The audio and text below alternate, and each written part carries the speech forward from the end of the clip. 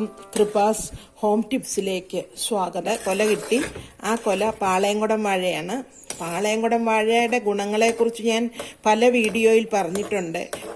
പാളയംകുടം വാഴയുടെ എല്ലാ ഭാഗവും നമുക്ക് ഉപയോഗപ്രദമായ ഒരു സസ്യമാണ്. അതുകൊണ്ട് വാഴയില കൊണ്ട് ഞാനൊരു ഹൽവ ഉണ്ടാക്കിയിട്ടുണ്ട്. നിങ്ങൾക്ക് കാണണമെങ്കിൽ എൻ്റെ ചാനലിൽ കയറി നോക്കിയാൽ കിട്ടുന്നതായിരിക്കും. പിന്നെ വാഴച്ചുണ്ട് കൊണ്ട് ഞാൻ കട്ട്ലേറ്റ് ഉണ്ടാക്കിയിട്ടുണ്ട്. അതും നമുക്ക് കാണണമെങ്കിൽ കാണാം. പിന്നെ വാഴപ്പിണ്ടിയും പയറും ഉണ്ടാക്കിയിട്ടുണ്ട്.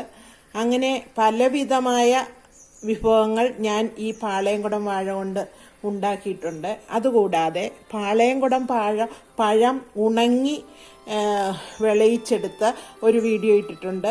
അതും നിങ്ങളെല്ലാവരും കണ്ടിട്ടില്ല എങ്കിൽ കാണണം. അപ്പോൾ അതുകൊണ്ട് ഈ വീഡിയോ ഞാൻ നിങ്ങൾക്കും കൂടി ഉപകാരപ്രദമാകും എന്ന് വിചാരിച്ചാണ് ഞാൻ ഈ വീഡിയോ ചെയ്യാമെന്ന് വിചാരിച്ചത്.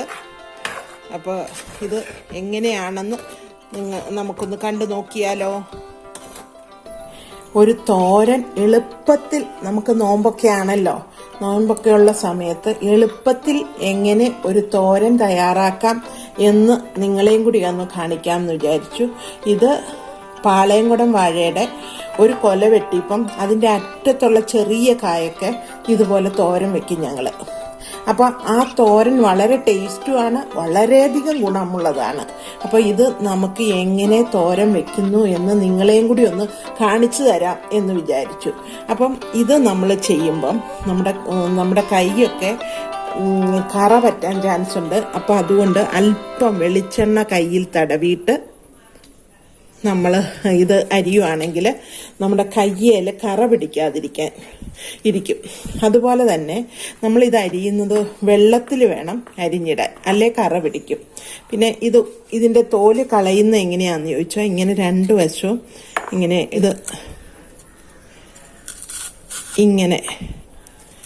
അങ്ങ് കളയണം. ഇതിൻ്റെ തൊണ്ട് ഇങ്ങനെ എടുത്താൽ മതി. ഇത് കണ്ടോ, ഇങ്ങനെ എടുത്തിട്ട് ഇങ്ങനെ വലിച്ചങ്ങ് കളയണം. എന്നിട്ട് നന്നായി ചെറുതായി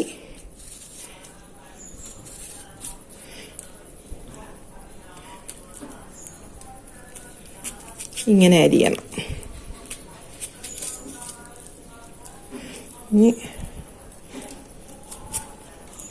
ഇങ്ങനെ ശരിയണം.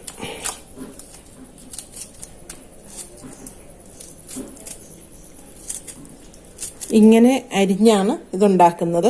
അപ്പം ഞാനിത് അരിഞ്ഞുകൊണ്ട് വരും, അല്ലെ നമ്മുടെ വീഡിയോ വലുതായി പോകും. അപ്പം ഞാനിത് അരിഞ്ഞ് ക്ലീനാക്കി കൊണ്ടുവരാം, കഴുകി വാരി കൊണ്ടുവരാം.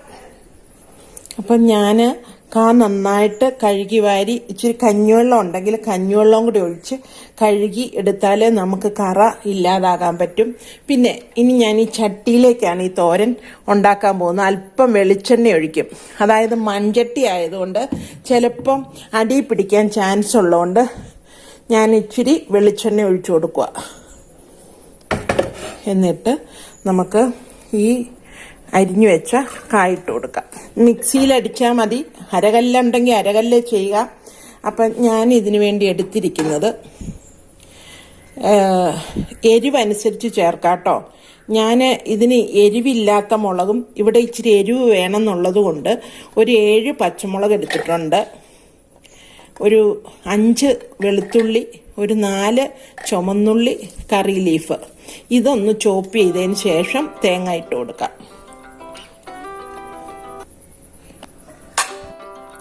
ഇത് ഞാൻ ചോപ്പ് ചെയ്തു.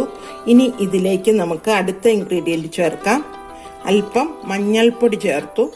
1/2 ടീസ്പൂൺ ജീരകപ്പൊടിയാട്ടോ എൻ്റെ അടുത്തുള്ളത്. ജീരകപ്പൊടി ചേർത്തു. ഇനി നമുക്ക് ഇതിലേക്ക് ഈ തേങ്ങ ഇട്ട് കൊടുക്കാം. മിക്സി ചെയ്താൽ പെട്ടെന്ന് അരഞ്ഞു പോണോണ്ടാണ് പതുക്കെ ഒന്ന് ചോപ്പ് ചെയ്യുമ്പോൾ അത് നല്ലതാണ്. ചോപ്പ് ചെയ്തത് നമുക്ക് ഇതിലേക്ക് ഇട്ട് കൊടുക്കാം. അല്പം വെള്ളം കഴുകി ഇതിലേക്ക് ഒഴിച്ചു കൊടുക്കാം. ഇത് വേകാൻ ആവശ്യമായ വെള്ളം വേണം. ഇനി ഇതിനാവശ്യമായ ഉപ്പ് പൊടിയും കൂടി ഇട്ട് കൊടുക്കാം. വെള്ളം, 1 കപ്പ് വെള്ളവും കൂടി ഒഴിച്ചു കൊടുക്കുക. ഒരല്പം മഞ്ഞൾപ്പൊടിയും കൂടി ആകാം കേട്ടോ. ഇത് ഇവിടെ പൊടിച്ച മഞ്ഞൾപ്പൊടി ആയതുകൊണ്ട് ഇച്ചിരി കളറ് കുറവാണ്, ഗുണം കൂടുതലാണ് കേട്ടോ. ഇതൊന്ന് അടച്ചു വെച്ച് കുറച്ച് സമയം വെള്ളം പറ്റുന്നോടം വരെ വേവിച്ചെടുക്കാം. നമ്മളിത് അടി പിടിക്കാതിരിക്കാനാണ് നമ്മൾ ആദ്യം തന്നെ കുറച്ച് വെളിച്ചെണ്ണ ഒഴിച്ചത്. ഇപ്പം ഒരുവിധം കുഴഞ്ഞൊക്കെ വന്നിട്ടുണ്ട്. ഇച്ചിരി കുഴഞ്ഞ് ചേരുന്നതാണ് കേട്ടോ ടേസ്റ്റ്. വെച്ചു പാൻ ചൂടായി കഴിയുമ്പോൾ അതിലേക്ക് എണ്ണ ഒഴിക്കാം. വെളിച്ചെണ്ണ കേട്ടോ ഞാൻ ഒഴിച്ചു കൊടുക്കുന്നത്. നമ്മൾ തേങ്ങയൊക്കെ ചേർത്തുണ്ടാക്കുന്ന കറികൾക്ക് എപ്പോഴും വെളിച്ചെണ്ണ ചേർക്കുന്നതാണ് നല്ലത്. ഇത് പൊട്ടിത്തുടങ്ങി. ഇതിലേക്ക് നമുക്ക് 1 ടീസ്പൂൺ അരി ഇട്ട് കൊടുക്കാം. നമ്മൾ ചോറ് വയ്ക്കുന്ന അരി ഇട്ട് കൊടുക്കാം.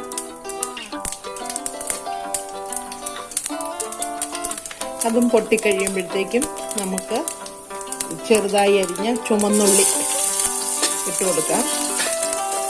ഈ താളിക്കുന്നതിന് ഒത്തിരി ടേസ്റ്റ് ഉണ്ട് കേട്ടോ. താളിപ്പിലൊരു പ്രത്യേകതയുണ്ട്. നമ്മുടെ കറിയുടെ ടേസ്റ്റ് എടുത്ത് കാണിക്കുന്നത് ഈ താളിപ്പിലാണ്.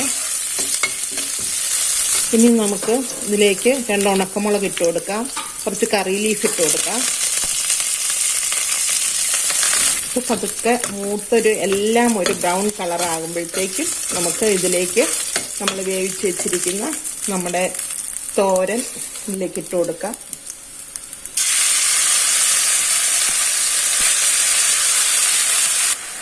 നമുക്കിതൊന്ന് ഇളക്കി കൊടുക്കാം. നമ്മുടെ ഉപ്പും എരിവും ഒക്കെ നോക്കിക്കോണം. ഉപ്പൊക്കെ വേണമെങ്കിൽ അല്പം കൂടി വേണമെങ്കിൽ ചേർക്കണം. അപ്പം ഇതെല്ലാം കറക്റ്റാണ്. അപ്പം നമ്മുടെ തോരൻ റെഡിയായിട്ടുണ്ട്. ഇനി നമുക്കിതൊരു സെർവിങ് ഡിഷിലേക്ക് മാറ്റാം. അപ്പം നിങ്ങൾക്ക് ഇത് ഇഷ്ടമായാൽ നിങ്ങൾ ട്രൈ ചെയ്ത് നിങ്ങളുടെ അഭിപ്രായങ്ങളും നിർദ്ദേശങ്ങളും അറിയിക്കാൻ മറന്നു പോകരുത്.